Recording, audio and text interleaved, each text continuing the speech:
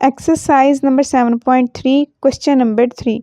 How many arrangement of the letters of the word attacked can be made if each arrangement begins with C and ends with K?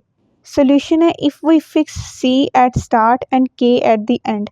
दो नंबरों के बारे में उन्होंने बताया है कि वो हम फिक्स कर लेंगे कि C को स्टार्ट पे फिक्स कर लें और K को एंड पे फिक्स कर लें. Then we have to find the permutation of remaining 6 letters. Total 8 letters थे, 2 तो फिक्स हो गए. अब हमने परमुटेशन किन की फाइंड आउट करनी है जो बाकी 6 लेटर बचे हैं. तो विच इम्प्लाइज n इक्वल आ गया 6 के with n1 equals to 2 times A, n2 equals to 2 times T. Using formula जो तो हमने फिक्स कर लिया ना, उनके बारे में हम नहीं लिखेंगे काइंड्स के बारे में. अब फार्मूला यूज़ करेंगे permutation equals to n1 n2. यहाँ पे दो ही काइंड्स है ना, इसलिए हमने नीचे n1 और n2 ही लिखा है.